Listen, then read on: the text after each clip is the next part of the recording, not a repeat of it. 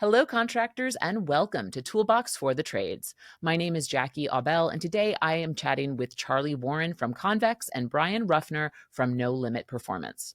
We spoke about the fundamentals needed to grow and enhance a commercial service division. From marketing to technology to hiring, we covered it all. I hope you enjoyed this conversation as much as I did.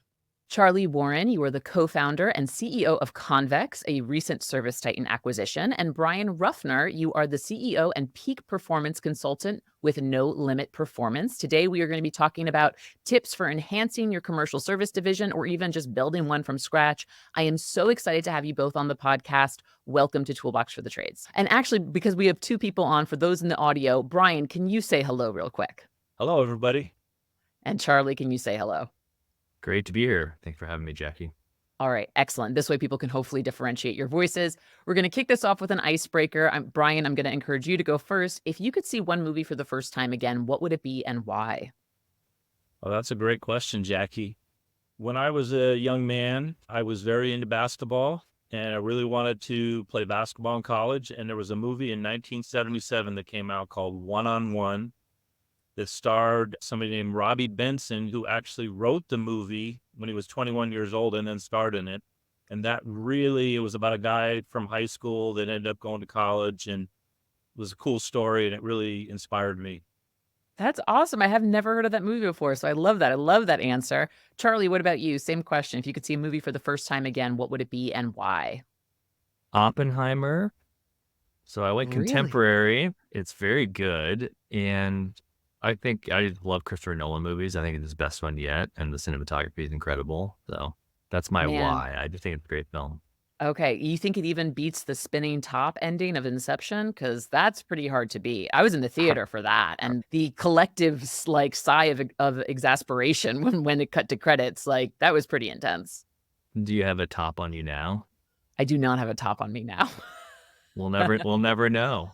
We'll never know. Okay, well, while I would love to talk movies with you guys, we are here to talk about commercial contracting. So I want to know how both of you got into the trade. So Charlie, you can kick us off. How'd you get into the trades? Absolutely. Primarily by the way of technology, which we'll talk a bit about. I did grow up in the Detroit area, and that's where my family's from. And I always bring that up because I think it gives you a certain reverence for industrial businesses, both the scale and scope of them, and also just an understanding and a respect for the work that those folks do. And I started the business about 7 years ago with some other folks in order to, change the lives of contractors, just like ServiceTitan, but also just understanding the large part of the economy that services comprises and really what the opportunity space is in there. So I think Midwestern industrial roots always hard to ignore services when you're in that part of the world.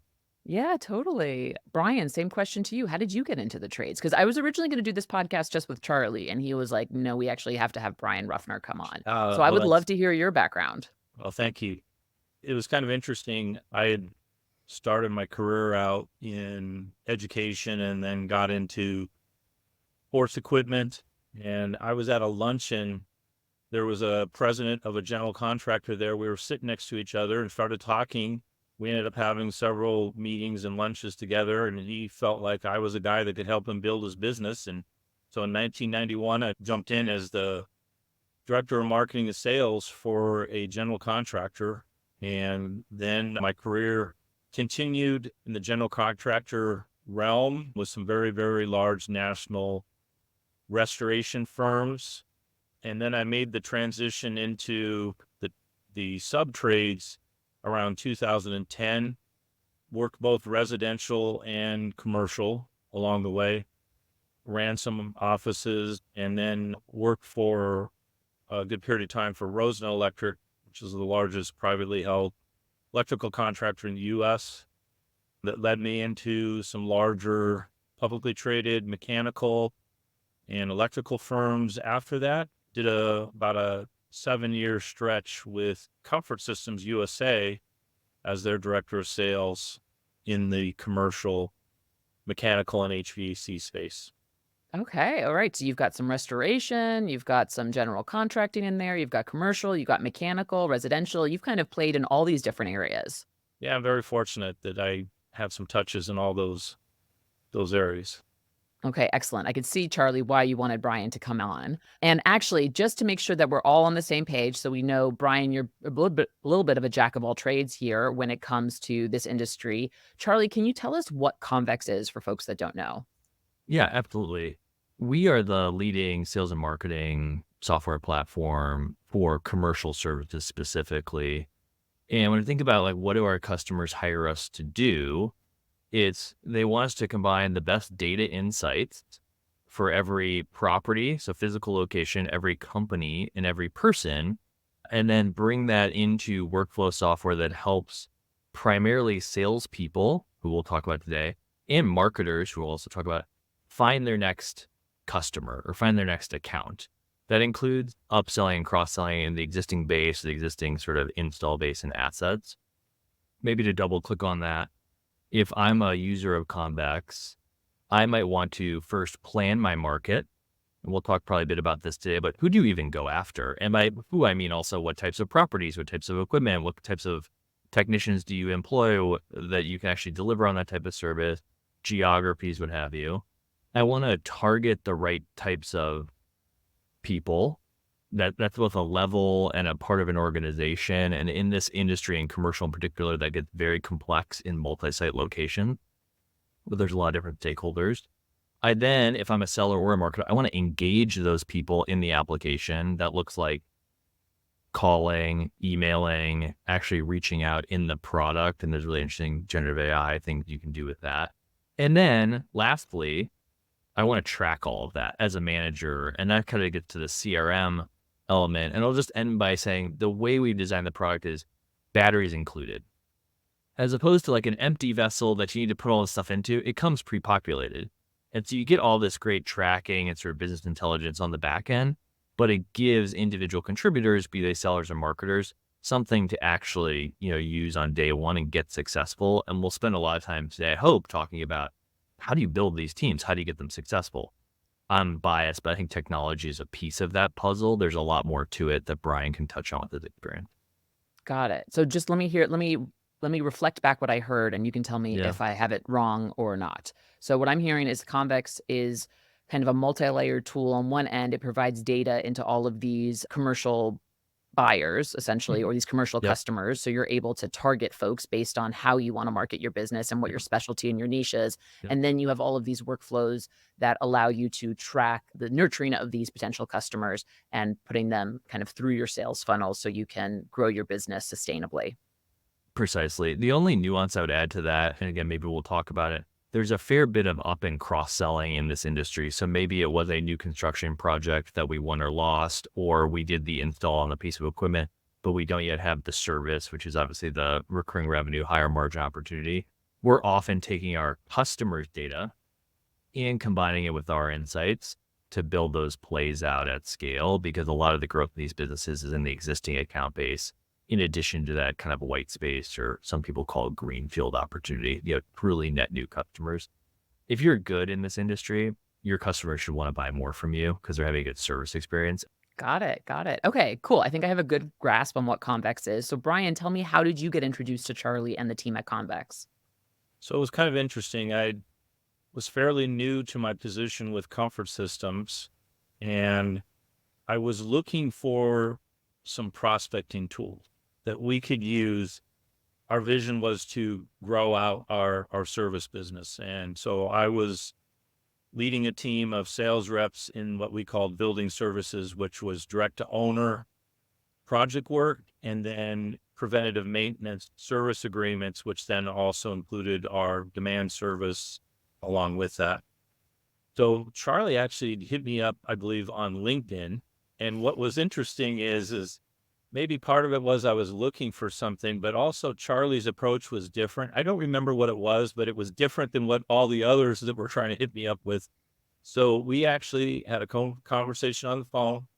He was our sales rep. He came over and gave us a demonstration and showed us the product.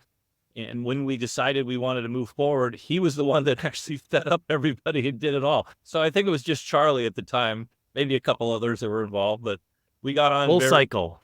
Yeah, we were fortunate Full that we cycle. got in early But there was a couple of things that really were the big movers for us. And one of them was, which was our number one prospective customer is owner occupied buildings. And Charlie's product, you could search by whatever size and by owner occupied buildings. That and the fact that you gave a top down view of all the equipment so we could see what was going on the building. And it also told us, by the way, what other contractors had done work in there. So it was a pretty cool tool right out of the gate. That's really cool. All right. I think we've got some background here. And also, this sheds so much light, Charlie, into why ServiceTitan wanted to partner with Convex, because what Brian just told me is very similar to the stories I heard when I first joined ServiceTitan of Ara and Vahe, our co-founders, going in and being the salespeople and then actually setting the product up back in the old days. So I'm getting a bit of deja vu here. Love the context, guys. So let's get into it. Let's put Convex and what Convex's capability is to the side a bit. And let's talk about just building a profitable, sustainable commercial division. As you both know, ServiceTitan's kind of core customers that we originally started with are a lot of residential service and replacement contractors. In the last few years, we've really grown to expand to commercial and construction. And I really want to talk about this so that our listeners can hear some best practices for whether they want to grow a division from scratch or kind of build a more sustainable one. So, Brian, I would love to hear from your varied experience. What are some common barriers to growth that most contractors have to overcome when trying to scale their commercial division? Well, the first thing is that they may be very accomplished in the residential world, but they've got to realize that this is a completely different marketplace. And just saying I want to do it is not going to get it done. So I would encourage getting somebody alongside with you to help you through this so it's not a trial and error experience. The big thing that I think is you need to become crystal clear on what your vision and your goals are. And a lot of times that leads to your strategic plan, but a lot of times that has to do with what can we do right now, right? So most companies aren't going to say, oh, we're going to hire all these technical people in all the different boilers, chillers, et cetera. So we've got to look at what could our people right now do today. Maybe it's just install rooftop units. And so like Charlie had mentioned, you can search companies and look for equipment that they have that you could actually service, right? So first step is out getting crystal clear on your vision, your goals, and your strategic plan. The next step is really you've got to hire some A players and you got to figure out what they're looking for. Because if you take your guys or gals that are selling in the residential world, they may not be the right people to get you success in the commercial world. So knowing what that looks like to bring those kind of people in. And then as you start to grow, before you grow, I would recommend you partnering with some companies as subs that could help you. So let's say that you have a customer and you're doing some, split systems for them and they have chillers, but you don't know anything about chillers. You should have already partnered with some company that you could bring in as a sub, allow your people to ride along with as you get more of that business. And of course, you're going to hire your own people. So have some backup plans in place so that you can handle some of that business where you don't have to just say, oh, we don't do it. Sorry, go elsewhere. Those would be my first thoughts. So getting really specific about what your vision for this division is, figuring out what you can do today to get started with that. So it's not like, shooting for the moon right away. And then also start working with subcontractors or seeing if you can be a subcontractor on certain jobs. Yeah, exactly. And then, it's going to take really good people and you got to figure out what is it going to take? What kind of person am I going to bring in? Because it's probably not the same people that you have. Once in a while, there's a unicorn, but not very often. And a lot of people have no clue about what that would look like to bring that right person in. Tell me a little bit more about that. Expand on that a bit. So like, what does this right person look like? I'm sure it's going to be different for every person who attempts this, right? But tell me a little bit about that. Yeah, I'll give you a little bit of background in that. So When I started with Comfort Systems, we had a very small team. When I left, there was 25 high-performing sales reps that I led. 4 of them were there originally when I showed up. And so all of the rest of them were people I hired over that period of time. What most people do is they hire off the resume. Oh, this person has worked in the commercial world, right? And what I found is, one, it's very hard to find people out there. I mean, there's a talent war, as everybody knows, and it's both on the field admin side as well as sales side, but nobody goes to work unless there is a salesperson selling something profitable. So it starts with that. And so I would look at what kind of attributes we are looking for, right? And so for me, the number one thing was character. All of these people are going to have some strengths and they're going to have some blind spots that we're going to need to address taking the rest of the way. So for instance, let's say I found somebody that had some good technical acumen, right, in the commercial world, but they didn't have any sales experience. But I knew based on doing some assessments with them and interviews that they had the right DNA, that I could teach them the rest of it. So if they're coachable and they have that right internal DNA, then we can take them the rest of the way. So whatever people you get, you have to already think about that most likely you're going to need to take them the rest of the way. And it could be, maybe it's on the other side. So like with agreement sales, they don't have to have all the technical acumen. So maybe they've got some real superpowers on the sales or business development side, but we're going to have to help them learn enough so that they can go in and competently sell maintenance agreement. So those were the things that I did. And that, of course, leads into, if you're going to hire A players, you better have a culture that is going to help these people continue to grow. And that's where I think most people fall apart, is they hire good people, but they don't onboard them for success, and there's no growth path for them. So these people get bored and then they go work for your competition and start crushing it for them instead of you. Yeah. So I just want to pause you right there because, we're talking about how, building a commercial division is so different. I've been doing this podcast. I think this is going to be like episode 180 something, which is insane to me. But you're saying a lot of the stuff that I hear from really successful residential contractors, which is like, you have to, when it comes to finding A players, you have to look at their core qualities and look at what you're willing to teach and what you're not willing to teach. And so I heard a lot of that sentiment echoed in what you just said, Brian. Am I kind of on the right track here? Yeah, 100%.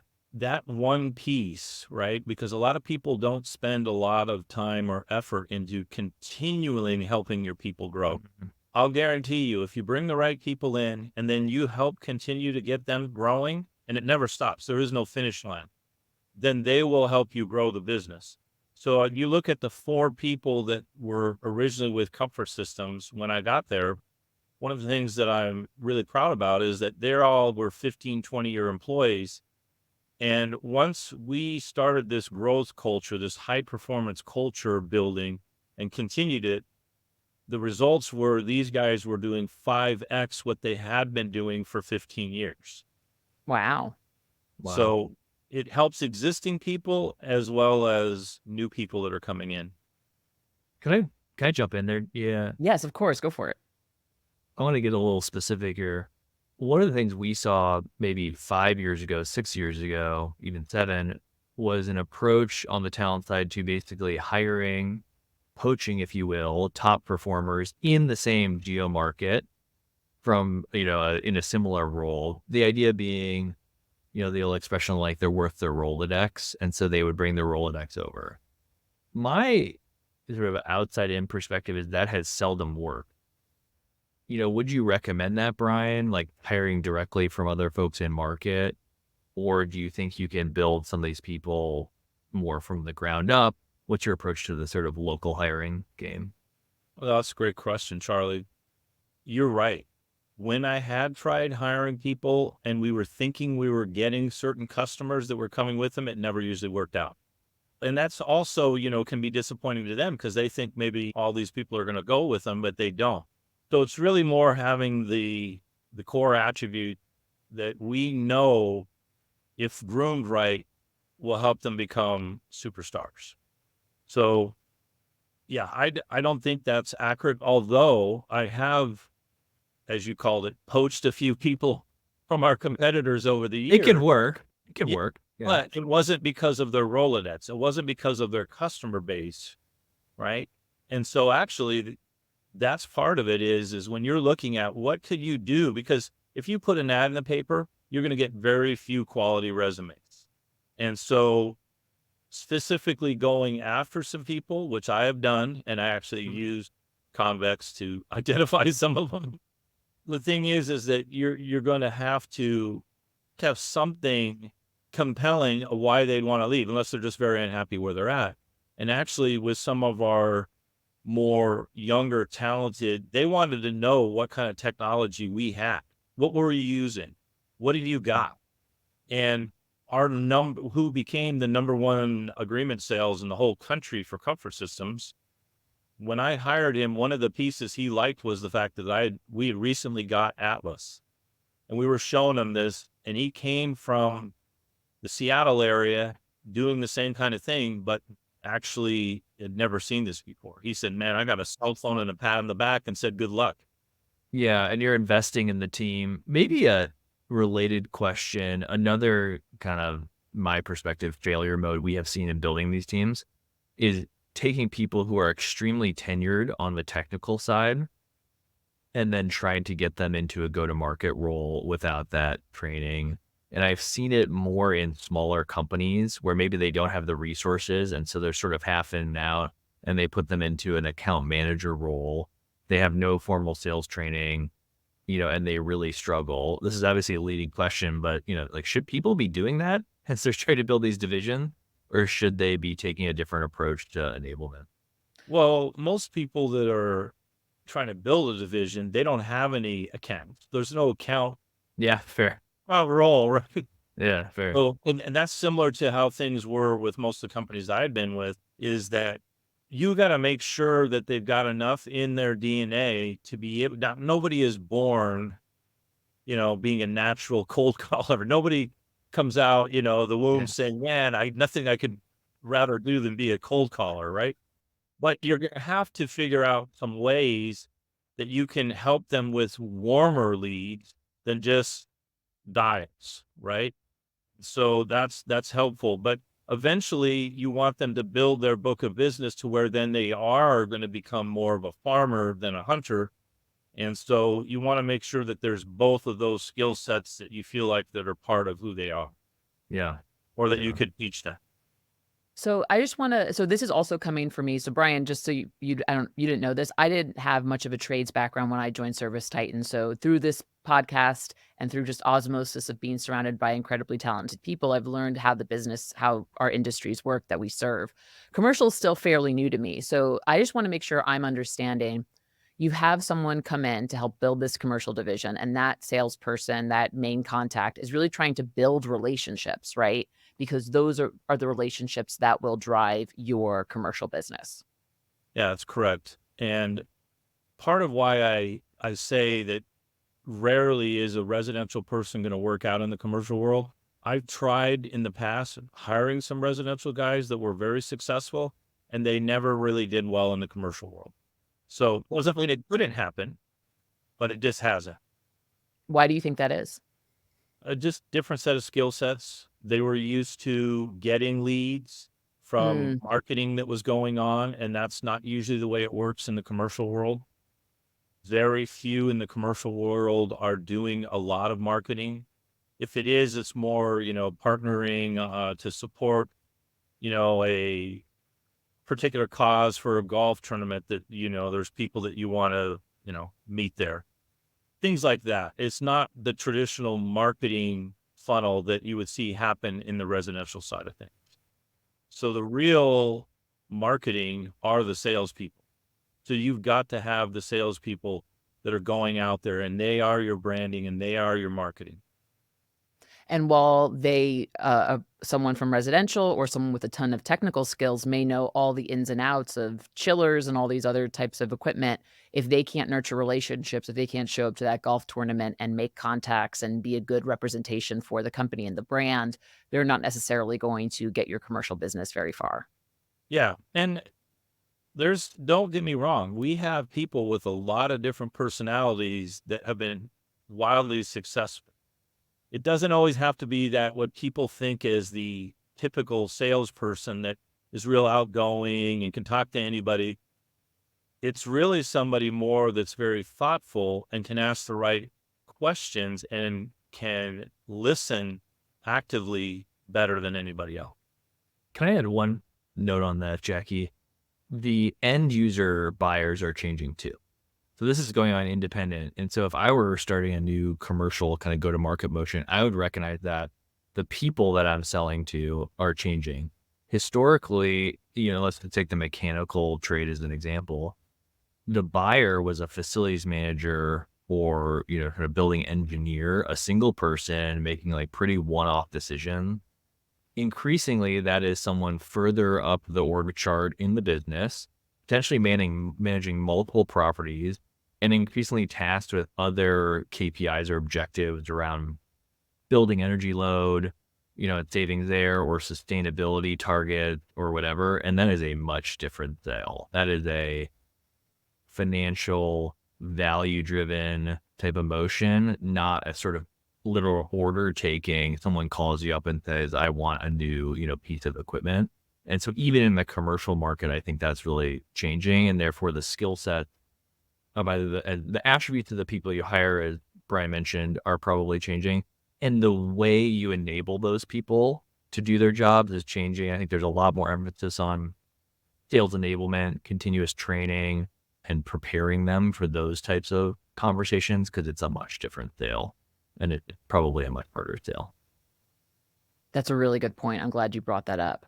So we're kind of talking about a lot of things. So we're talking a lot about talent. We're talking a lot about how, especially for residential contractors who may be building out a commercial division or even someone starting commercial division from scratch, it's a very different type of marketing play and sales play. I really want to go back quickly to the growth culture component, Brian, only because you mentioned how you grew this team and they were performing more and more. What are some ways that you implemented this growth culture? If you can give me specific examples of how you were challenging folks to constantly beat their best and keep them engaged in work. Sometimes it's confusing for companies that the people that are working for you are not highly motivated by putting more money in your bank account. So what? No way. It's really shocking, isn't it? So just beating people over their head with the sales plan is not going to get it done, right? You have to crack the 25-75 rule. And so this is something that I used for a long time, and it's really helped. So as a leader, I believe that people would just give me about 25% of themselves to hit the baseline level to not get fired. Now, some of this is a little bit of a Jedi mind trick, but the 75% is what I was focusing on. How could I get them to eagerly volunteer that other 75%? And that's the difference between somebody that is here and is doing 5x what they were doing before. So tapping into their personal and doing, so one of the things that I would do every year is do a life plan with everybody. And we flush out their personal banner goals, right?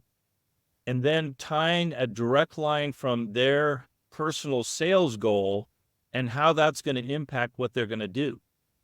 So I'll give you an example. Like one of my reps at one time had said, he got his whole family together, sat them down and said, this is what's going to happen. I'm going to sell X amount this year. And by doing that, we're going to be able to become debt free. And this is going to allow you kids to have all the, you want to do these sports and these other activities. It's going to really open up the door so we can all do it. So I want everybody to support this because I'm going to have to be putting in some extra hours to get this done. Right. So I sit down with everybody and talk to them about that. And so when I'm talking to them about how things are going this year, I'm tying it back to that. And if things aren't going that right direction, sometimes you've got to decide to pull out, well, what would happen if you don't do this? Mm. Can you imagine standing up in front of your family at the end of the year and telling them, no, dad didn't do this because dad was too lazy and he wouldn't do what he needed to do? So it sounds a little harsh, but that kind of internal pain is what's going to drive people. So it starts with that, and then giving people the tools. It's not a one and done. What people sometimes do, they do like sales training and it's one and done. And they think, okay, I sent you through sales training. Now you should be a superstar. It's really constant growth and constantly helping them get better so that they can be more effective. You know, one of the things that was really important is in the very beginning when you first hire somebody. And that's where we really found that Convex was really helping us. In previous time, it would be like a 6 to 9 month window before we'd see some return on investment from a new hire.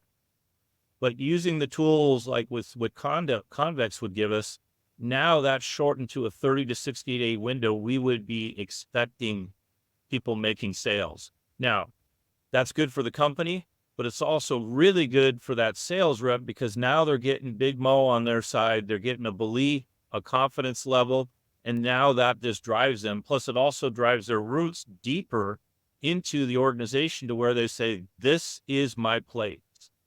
I found my tribe. I'm not going anywhere. I can really make a great career here. It's not just finding the good people, but keeping them, right? Yeah. Can I jump in there too? I think on the third-party sales training, I'm a big proponent of, whether it's Spin or Challenger or Sandler. There's great groups out there. One of the failure modes we have seen, because we have insight to all these businesses, is basically using third-party sales training as like outsourced management of the team. It's got to be internal. You have to build those playbooks, spend the time, create the intellectual property, if you will, to manage folks to these things, and not just bring someone in, as Brian said, once or twice a year, tie everyone up in a conference room for 2 days, and off you go.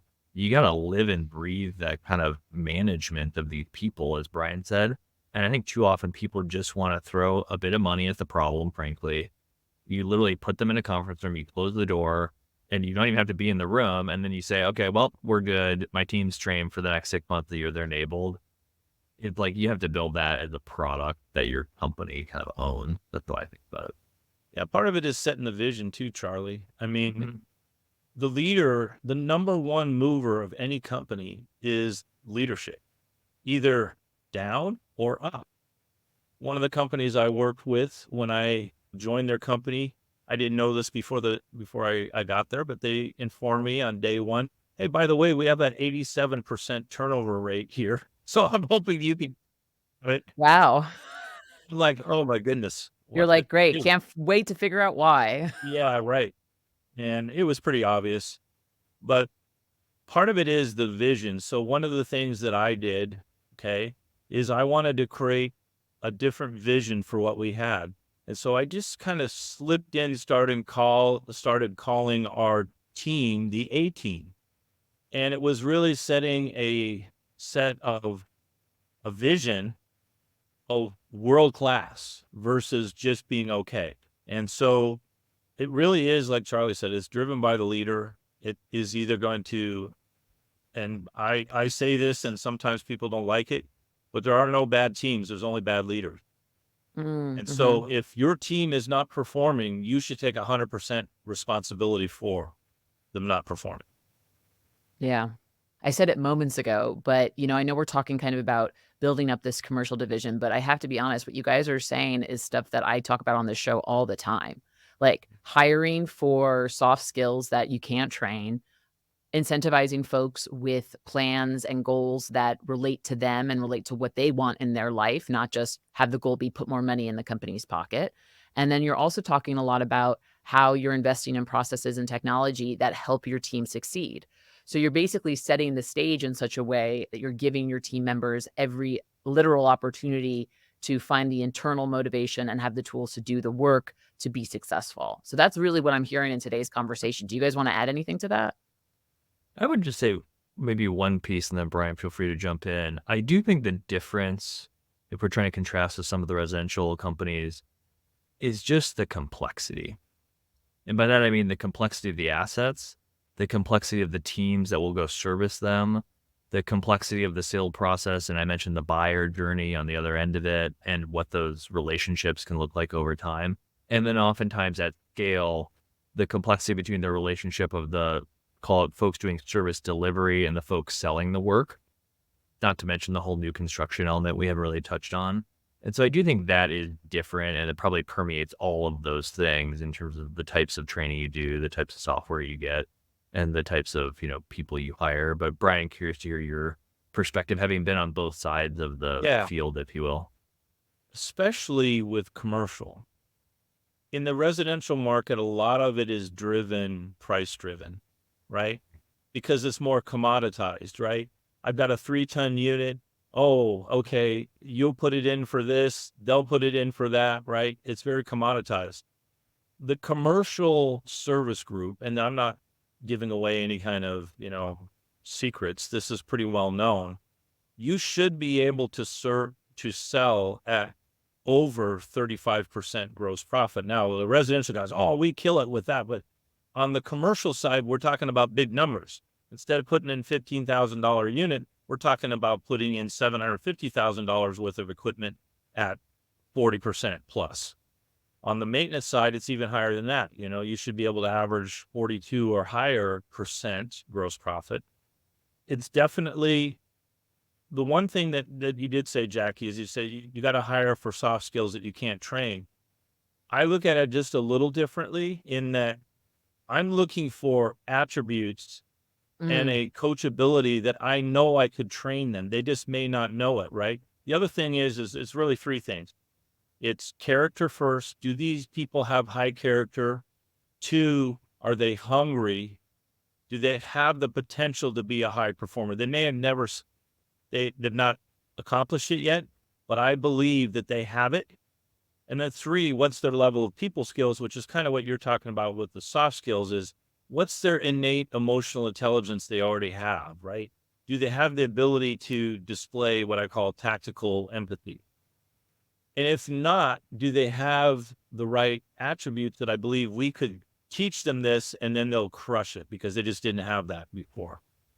So a lot of it is their coachability too, because if they're pretty much, oh, I've already done this, I've been in this forever. Charlie, I've been in this for 20 years. Yeah. Is it 20 years doing the same thing over and over again, or what is it, right? It's really kind of a complex thing, and a lot of people get it wrong. And if you are a small organization, and this happens a lot, where you don't have a sales leader, those salespeople are going to answer to some ops person, right? Then you're going to need some help. You're going to need some outside help to help you, because most of those ops people, because I worked with a lot of companies and it was common, I hate salespeople. I don't like dealing with them. I don't like hiring them. I don't know anything about them. They're foreign to me. I just want them to do their job. You're going to have to figure out some workarounds till you get big enough to wherever you hire somebody. Let's say you're trying to start let's keep in the mechanical trade, go-to-market motion in a singular geo. Who's your first hire? Do you hire the maintenance salesperson first? Do you hire a projects person who can kind of do everything? Who would you I would bring on look at board? what do we have ops wise, right? So if we've got a team of techs and maybe some of them have worked on commercial equipment to where they weren't great at being able to, fix it, but maybe they could do maintenance on it. So I would look at that first and then say, okay, you've got these, and if what they was maintenance, they could handle some basic preventative maintenance, then yes, we'd hire a preventative maintenance salesperson. But if there was something different, we had some technical people that could do some different things, and maybe I go with a project person. I can tell you one thing is that in the maintenance world, that is a harder sell than the project. Part of it is here in Phoenix, later this week, it's going to be north of 110 degrees. So if your unit goes down, you want something happening right away, right? Mm-hmm. So if there's a project, they need to get something replaced. Well, that's a big pain and a need, right? So it just depends on what you feel like you've got. attribute Yeah. wise, and what are you willing to invest in? If you don't have it, are you willing to invest in some of those people in the field? Yeah. That was my last question on this. Would you try and hire ahead on the operational side, or would you try and build more gradually through less complex equipment, smaller preventive maintenance agreement, simpler customers, and kind of grow your way in? Or would you make a big push on the technical side and then hire the salespeople after the fact? Yeah, I mean, it's a big expense if you hire in advance. Rarely are companies going to do that. It's always going to be the horse before the cart. You got to have the salespeople. You got to get some business. Now, the good thing is that you may have a little bit of time, so that's why I said being real crystal clear on what you're going after. You want the salespeople staying within the lane of stuff that you can actually do. And if you can't, have you made some connections with some other companies in the same field that you could bring in as a subcontractor to help you if you get that opportunity? Yeah, build those relationships. Awesome. All right, guys. This was a very big topic that we tackled today, and I think we got some really good insights from both of you. Just to kind of wrap us up, Charlie, I would love to know, how can listeners learn more about Convex and get started if it's something they're interested in? Yeah, absolutely. You can just go to convex.com and find out more there, or email me at charlie@convex.com, which is still my main email address, and that's all route to ServiceTitan as well. Awesome. All right. Brave of you to give out your email address on a podcast.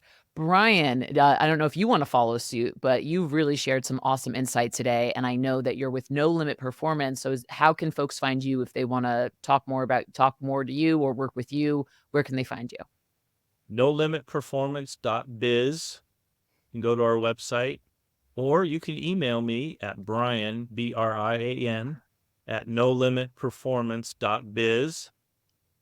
Or you can call our office number, which is 602-641-2032. And would love to talk to anybody. Amazing. Oh my gosh, you gave an email and a phone number. Now I'm going to go Old next. school, you can pick up the phone. So fun, so fun. All right, final fun question for you guys. I would love to know, what are you watching, reading, and or listening to right now? What are you consuming right now that you want to talk about? Charlie, maybe you can go first. I'll give a business one and a personal one. I am actually rereading a great business book called Decision Leadership, which is by Don Moore and Max Bazerman. I think the latter of which is at Harvard. It's all for those who've studied Daniel Kahneman or sort of behavioral psychology and decision making. It applies a lot of that fundamental research to decision making as a leader of people and processes, and how do you get sort of past your own biases. And for fun, I'm reading a book called The Believer, which is a book about fly fishing by an author named David Coggin, who's gotten pretty popular of late. It's sort of a nonfiction piece. Nice. Same question to you, Brian. Well, right now, the French Open is going on, which is one of the 4 Grand Slams in tennis. And I'm a big tennis guy. So I am watching the French Open, which at times when they first started, it would come on live at 2 a.m, which was screwing up my sleep. But anyway, we're getting down to the end of it. So go Carlos Alcaraz from Spain. Well, anyone who's listening to this, because we're recording this a bit early, you can see how Carlos did. But also, great opener for when you email Brian on his email that you gave him. Give him some tennis stuff. That's a nice way to warm him up. Charlie and Brian, thank you guys so much for joining me today on Toolbox for the Trades. I really enjoyed having you, and I hope you guys come back again soon.